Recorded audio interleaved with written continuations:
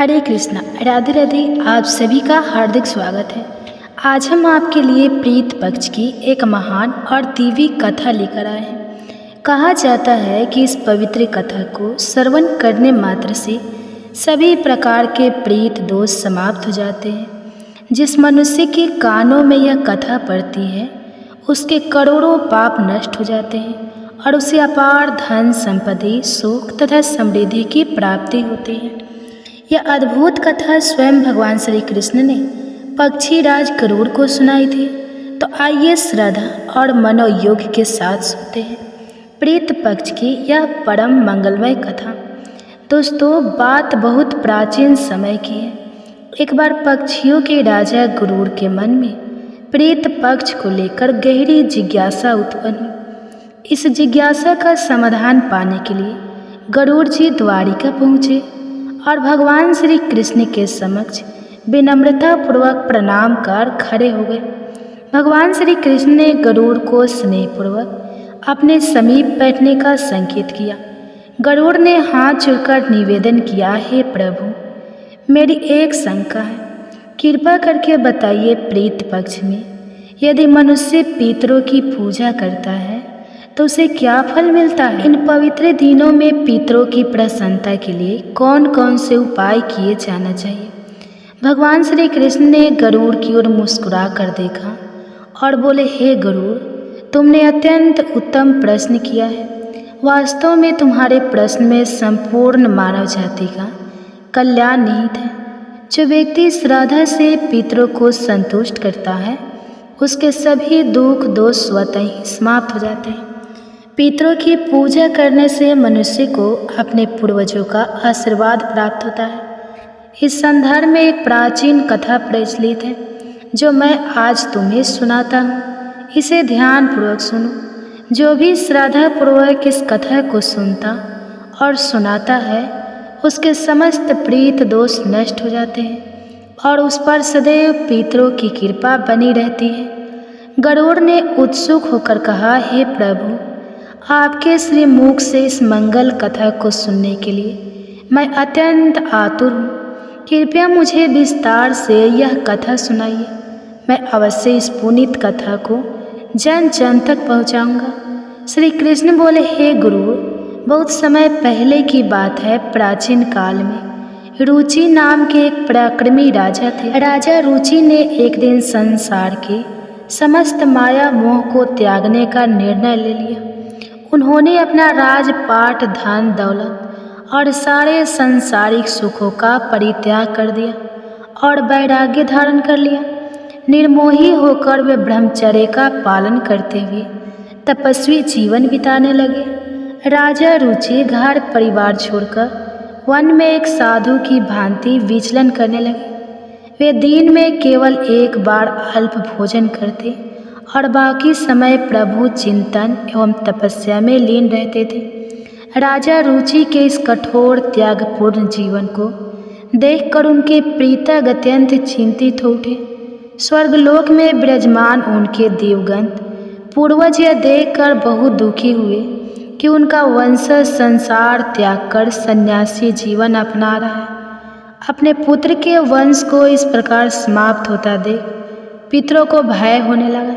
वे विचार करने लगे कि यदि रुचि ने विवाह नहीं किया और संतान उत्पन्न नहीं की तो उनके कुल की परंपरा यहीं समाप्त हो जाएंगी। फिर पितरों को पिंड दान और श्राद्ध कर्म कौन करेगा? इस आशंका से व्याकुल होकर पितरों ने निश्चय किया कि उन्हें स्वयं पृथ्वी लोक पर जाकर अपने वंशज को समझाना चाहिए ताकि वह वैराग्य छोड़कर गृहस्थ जीवन अपना ले। कुछ समय पश्चाताप एक दिन ऋषि बन चुके राजा रुचि वन में एकांत तपस्या में लीन थे। उसी समय अचानक एक दिव्य प्रकाश वहां प्रकट हुआ और 4 तेजस्वी पुरुष वहां अवतरित हुए।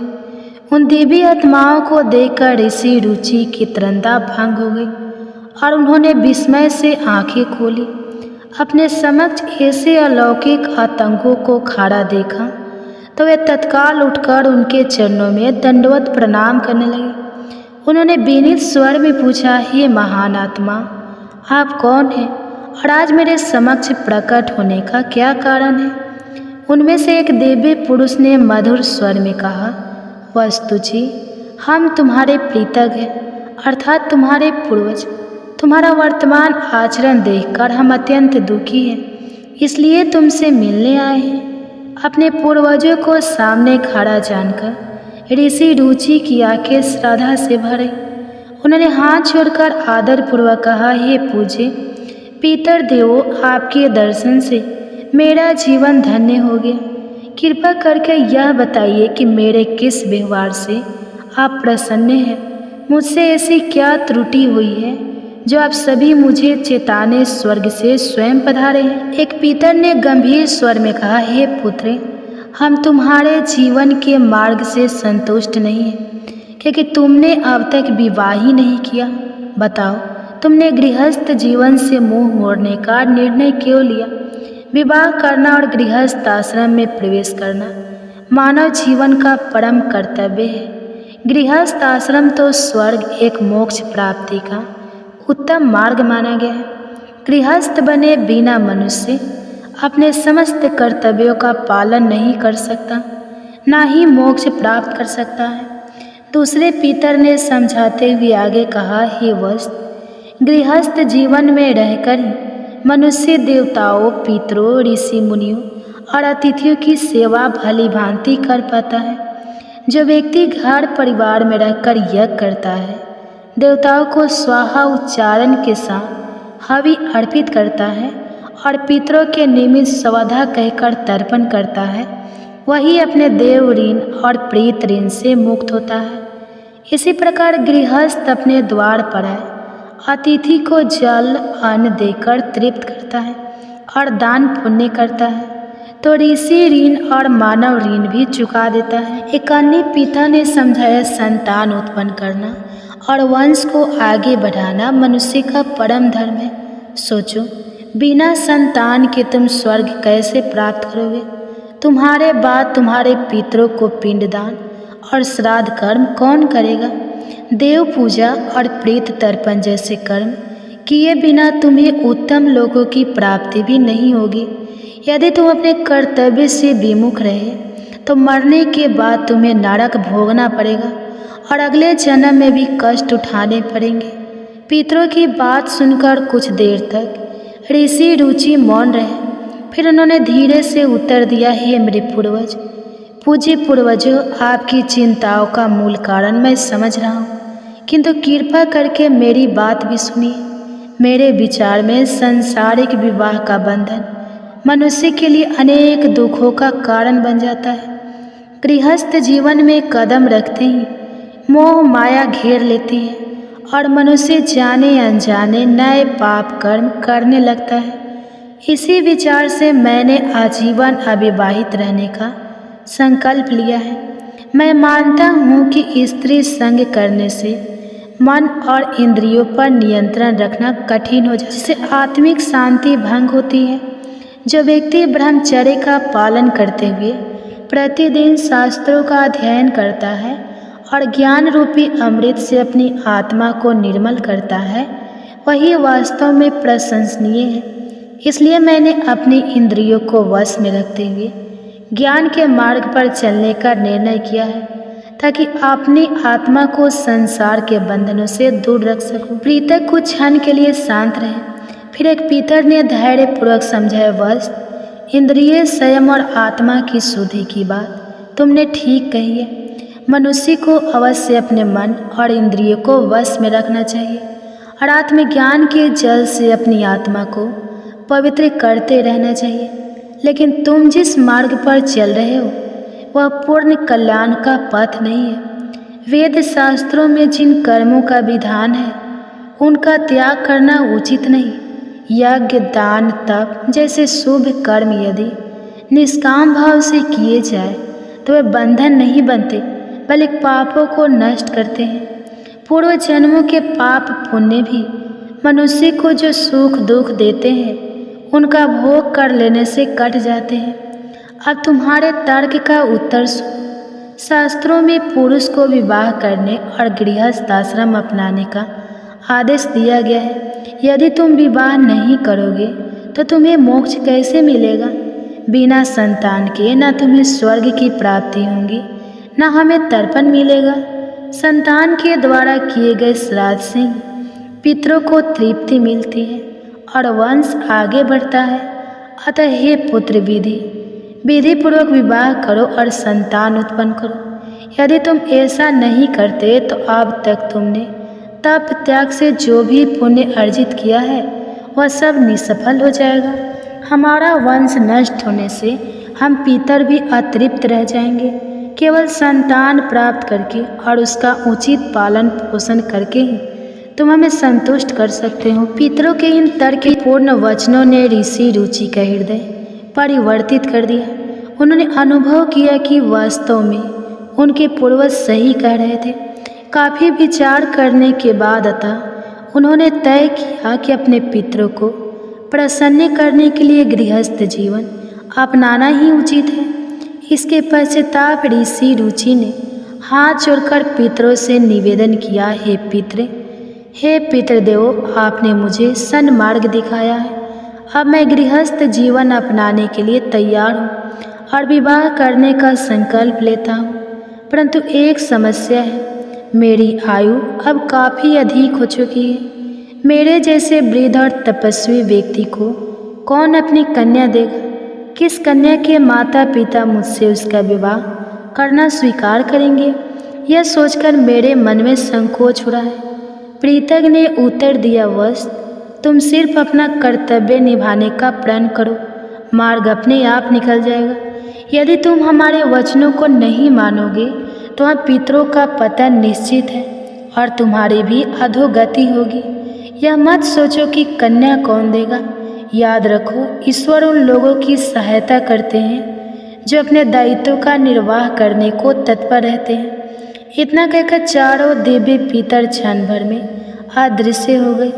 पितरों के अंतर्गय होते ही ऋषि रुचि अकेले वन में खड़े रह गए। अब उनके समक्ष सबसे बड़ी चुनौती अपने लिए एक उपयुक्त जीवन संगनी खोजने की थी। उन्होंने संकल्प तो कर लिया था, परंतु मन में शंका और चिंता उठ रही थी कि यह कार्य कैसे पूर्ण होगा। ऋषि रुचि ने अनेक स्थलों पर भटककर अपने लिए वधू खोजने का भरसकर प्रयास किया, किंतु हर ओर निराशा ही हाथ लगी। उनकी वृद्धावस्था और तपस्वी जीवन को देखकर कोई भी उन्हें कन्या देने के लिए तैयार नहीं था।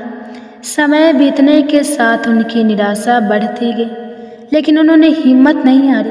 पितरों के वचन उन्हें बार बार स्मरण आते, उनका हृदय व्यथित उठता, फिर भी वे निरंतर प्रयत्नशील रहे।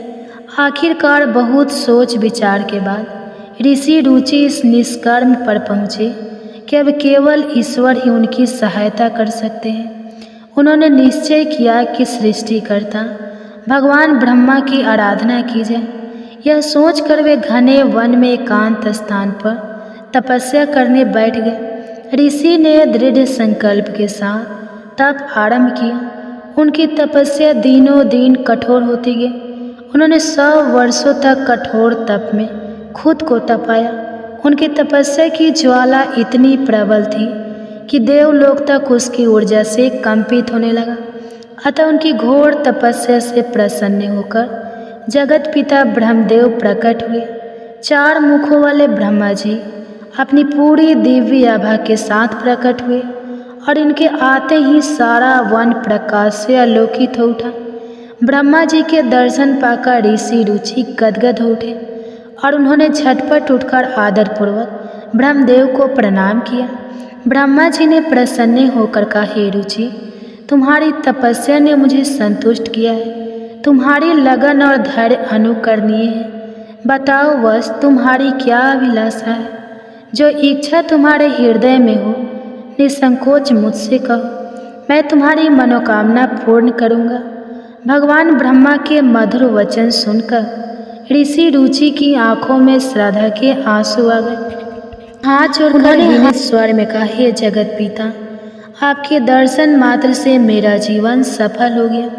मेरे पितरों ने मुझसे वंश चलाने के लिए संतान उत्पन्न करने को कहा है, किंतु मुझे योग्य वधू की प्राप्ति नहीं हो रही है। सारे प्रयास विफल रहे। कृपा करके आप ही कोई उपाय बताइए या स्वयं मुझे कोई सुपात्र कन्या प्रदान कीजिए जिससे विवाह कर मैं संतान उत्पन्न कर सकूं। ब्रह्मा जी ने मुस्कुराते हुए उत्तर दिया, हे ऋषिवर, तुम्हारे पितरों ने तुम्हारे लिए जो मार्ग सुझाया है वह उचित है। तुम निश्चित रहो, तुम्हें शीघ्र ही एक आदर्श पत्नी प्राप्त होगी। सुनो, आगे चलकर तुम स्वयं प्रजापति के पद को सुशोभित करोगे और तुम्हारे द्वारा अनेक प्रजाओं का पालन पोषण होगा। अब मैं तुम्हें एक उपाय बताता हूँ। तुम मन में अपनी इच्छा दृढ़ रखते हुए अपने प्रीतक की श्रद्धापूर्वक पूजा करो। श्राद्ध और तर्पण के द्वारा अपने पितरों को प्रसन्न करो। वो प्रसन्न होकर तुम्हारी यह कामना अवश्य पूर्ण करेंगे और तुम्हें उत्तम गुणों वाली पत्नी का वरदान देंगे। ऐसा कहकर भगवान ब्रह्मा अंतर्ध्यान हो गए। ब्रह्मा जी के जाते ही ऋषि रुचि ने उनकी आज्ञा अनुसार तुरंत अपने पितरों को प्रसन्न करने के उपाय प्रारंभ कर दिए। ऋषि रुचि पास ही बहती एक पवित्र नदी के तट पर पहुँचे। वहाँ उन्होंने स्नान कर स्वच्छ वस्त्र धारण किए, फिर एकांत में कुसा बिछाकर आसन लगाया और अपने पितरों के निर्मित तर्पण किया। अंजलि में जल भरकर सूर्यदेव की ओर मुख करके मंत्रोच्चारण के साथ जल अर्पित किया और पितरों का वाहन किया। इसके पश्चाताप एकाग्रचित होकर वे वही शांत चित होकर बैठ गए और पितृदेव की महिमा का स्मरण करते हुए उनकी स्तुति करने लगे। श्री कृष्ण ने गरुड़ से कहा, हे गरुड़, महात्मा रुचि ने उस समय पितरों की जो स्तुति गाई उसे प्रत्येक मनुष्य को ध्यान पूर्वक सुनना चाहिए। कहते हैं कि इस स्तुति के श्रवण मात्र से ही सभी प्रकार के दुखों और दोषों का नाश हो जाता है। जो इसे एक बार भी सुन लेता है उसके अनेक पाप कट जाते हैं और उसे पितरों का आशीर्वाद मिलता है। इसलिए तुम भी मन लगाकर इस स्तुति को सुनो, तभी इस कथा का पूर्ण फल तुम्हें प्राप्त होगा। ऋषि रुचि हाथ जोड़कर आकाश की ओर देखते हुए भक्ति भाव से प्रार्थना करने लगे, जो अधिदेवता रूप में सर्वत्र विद्यमान है। श्राद्ध के अवसर पर देवताओं के माध्यम से स्वधा उच्चारण द्वारा तृप्त किया जाता है। उन समस्त प्रीतक को मेरा कोटि कोटि नमन। जो प्रीतक अग्नि, स्वास्थ्य, बरसद, आजब तथा सोमक कहलाते हैं, वे सभी मेरे द्वारा किए गए इस श्राद्ध से संतुष्ट हो। अग्निस्तो प्रीत मेरी पूर्व दिशा की रक्षा करे। बरहस्त पितर सदैव दक्षिण दिशा से मेरी रक्षा करे। आजब प्रीत पश्चिम दिशा की और सोमा प्रीत उत्तर दिशा की रक्षा करे। समस्त प्रीतक हम पर कृपा रखे और हमें राक्षस, भूत, प्रेत, पिशाच जैसी दुष्ट शक्तियों के असर से बचाए। विश्व मुहुक आराध्य, धर्म धान्य शुभानंद, भूदित भूतकृत और भूति नामक आदि 9 प्रकार के प्रीतक कल्याण और कल्याणकर्ता, कल्यात्राश्रय, कल्याता हेतु एवं अनम्य नामक आदि 6 प्रकार वर, वर्णय, वरद, तृष्टिद, पुष्टिद, विश्वपात एवं धाता आदि 7 प्रकार पाप विनाशक, जो महान, महात्मा, महित, महिमावन और महाबल नाम से प्रसिद्ध 5 प्रकार, उन गणों के ही 7 सुखद, धनद, धर्मद और भूतद नामक आदि 4 प्रकार के प्रीतक। इस प्रकार कुल 31 प्रकार के प्रीतगण इस जगत में विराजमान है। मैं उन सभी पितरों को प्रणाम करता हूँ। कृपा करके आप सब मेरे द्वारा विधि पूर्वक अर्पित इस तर्पण और पिंड दान को स्वीकार कर तृप्त हो तथा मुझ पर अपनी कृपा बनाए रखे। महात्मा रुचि की इस भावपूर्ण स्तुति को सुनकर पितृ अत्यंत प्रसन्न हो गए। सहसा वहाँ एक चमत्कार हुआ। पितरों की कृपा से एक दिव्य प्रकाश प्रकट हुआ, जिसने चारों ओर से आकाश को आलोकित कर दिया। उस उज्ज्वल तेज से संपूर्ण वातावरण जगमगा उठा। ऋषि रुचि ने विस्मय और भक्ति भाव से उस प्रकाश की ओर देखा और तुरंत भूमि पर घुटनों के बल बैठकर हाथ जोड़ लिए। कुछ ही क्षणों में वह प्रकाश मूर्त रूप लेने लगा।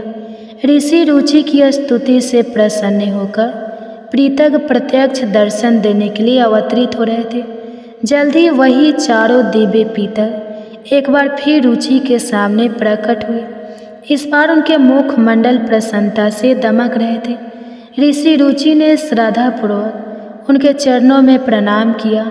वे पहले ही श्राद्ध में पुष्प, चंदन, धूप आदि अर्पित कर चुके थे और अब प्रीतक उन सुगंधित पुष्पों की मोहक से परिवेष्टित दिखाई दे रहे थे। प्रसन्न पितरों ने हाथ उठाकर आशीर्वाद देते हुए कहा, हे पुत्र रुचि, तुम्हारी भक्ति और स्तुति से हम अत्यंत संतुष्ट हैं। तुमने सच्चे हृदय से हमारा वाहन कर तर्पण किया और गुणगान किया है, अतः हम प्रसन्न होकर तुम्हें वरदान देना चाहते हैं। निर्भय होकर अपनी इच्छा हमारे समक्ष प्रकट करो। जो भी तुम्हारी अभिलाषा है निसंकोच हमसे मांग लो। ऋषि रुचि ने विनम्रता से सिर झुकाकर कहा, हे प्रीत देव, आपका असीम अनुग्रह है कि आप मुझसे प्रसन्न हैं। परम पिता ब्रह्मा जी ने भी मुझ पर कृपा कर सृष्टि के विस्तार हेतु मुझे प्रजापति बनने का आशीर्वाद दिया है। अब आप ही मुझ पर दया करके ऐसी पत्नी का वरदान दे जो गुणवान, तेजस्वी और सदाचारी हो। मैं चाहता हूँ कि उससे मुझे उत्तम संतान की प्राप्ति हो, जिससे हमारा वंश आगे बढ़े और आपके दिए हुए ऋणों से मैं मुक्त हो सकूं। पितरों ने आशीर्वाद भरी वाणी में कहा, तथास्तु। हे वत्स, हम अभी इसी क्षण तुम्हारी मनोकामना पूर्ण करते हैं। हमारे आशीर्वाद से तुम्हें यही एक सुलक्षणा एवं मनोहर पत्नी प्राप्त होगी। उसी से तुम्हें एक तेजस्वी और बुद्धिमान पुत्र की प्राप्ति होगी। जान लो रुचि, पितरों ने मुस्कुराते हुए कहा, तुम्हारा वह पुत्र अद्वितीय बुद्धिमान और महान पराक्रमी होगा। वह रोचे नाम से तीनों लोकों में प्रसिद्ध प्राप्त करेगा। आगे चलकर तुम्हारे उस पुत्र के भी अनेक बलवान और धर्मपरायण पुत्र होंगे, जो पृथ्वी पर राज्य करेंगे और प्रजा का कल्याण करेंगे। हमारा आशीर्वाद तुम्हारे वंश पर सदैव बना रहेगा। पितरों का वरदान मिलते ही निकट प्रभावित नदी का जल तेज प्रकाश से जगमगा उठा। उसी प्रकाश के मध्य से एक दिव्य स्त्री प्रकट हुई, जिनका रूप अद्भुत तेजस्वी था। यह स्वर्ग लोक की अप्सरा प्रमलोचा थी और उनके साथ एक अत्यंत सुंदर कन्या उपस्थित थी। प्रमलोचा ने महर्षि रुचि से कहा, हे तपस्वी श्रेष्ठ, मैं अप्सरा प्रमलोचा हूँ। समुद्र देव वरुण के पुत्र महर्षि पुष्कर के संग से मुझे यह अनुपम सुंदर कन्या प्राप्त हुई है। मेरी इस पुत्री का नाम मानिनी है और यह रूप एवं गुणों में अद्वितीय है। आज मैं अपनी इस प्रिय पुत्री को आपकी पत्नी के रूप में समर्पित करती हूँ। कृपया आप मानिनी को स्वीकार करें। इससे आपको एक अत्यंत तेजस्वी पुत्र की प्राप्ति होगी, जो मनु नाम से विख्यात होगा। अप्सरा प्रमलोचा के वचन सुनकर ऋषि रुचि का हृदय कृतज्ञता से भर गया। उन्होंने प्रीतगण और प्रमलोचा को प्रणाम करते हुए मानिनी को सहर्ष पत्नी रूप में स्वीकार कर लिया। प्रीतक के आशीर्वाद से वही ऋषि रुचि और मानिनी का विधि पूर्वक विवाह संपन्न हो गया। देवताओं ने प्रसन्न होकर पुष्प वर्षा की और वर वधु को आशीष दिया। प्रमलोचा ने अपनी पुत्री को गले लगाकर विदा किया और प्रीतक भी वर वधु को आशीर्वाद देकर अपने लोक लौट गए। कुछ समय पश्चात मानिनी ने एक परम तेजस्वी पुत्र को जन्म दिया, जिसका नाम मनु रोचक रखा गया। उस बालक ने युवा होकर अपनी बुद्धिमता और पराक्रम से तीनों लोकों में अपने कुल की कीर्ति फैलाई और अपने कुल का गौरव बढ़ाया। इस प्रकार राजा रुचि का वंश आगे बढ़ा और उनके पितर पूर्णतः तृप्त और संतुष्ट हुए। दोस्तों, इस कथा से स्पष्ट होता है कि पितरों की पूजा और श्राद्ध कर्म का जीवन में अत्यंत महत्व है। प्रीत पक्ष के दौरान हमें अपने दिवंगत पूर्वजों को श्रद्धापूर्वक स्मरण कर तर्पण करना चाहिए, जिससे पितर प्रसन्न होकर आशीर्वाद देते हैं और जीवन के कष्ट दूर होते हैं। यही है प्रीत पक्ष की वह दिव्य कथा जो भगवान श्री कृष्ण ने पक्षीराज गरुड़ को सुनाई थी। इस कथा के श्रवण से समस्त प्रीत दोष शांत हो जाते हैं और परिवार में सुख समृद्धि आती है। आशा है कि आपको यह कथा सुनकर आनंद और प्रेरणा मिली होगी। आपको यह कथा कैसी लगी कमेंट्स करके अवश्य बताएं। जानकारी अच्छी लगी तो वीडियो को लाइक करना ना भूलें और कमेंट्स में जय प्रीत देव, जय श्री कृष्ण, प्रीत देव संरक्षणम अवश्य लिखें। साथ ही चैनल को सब्सक्राइब करें। आप सभी का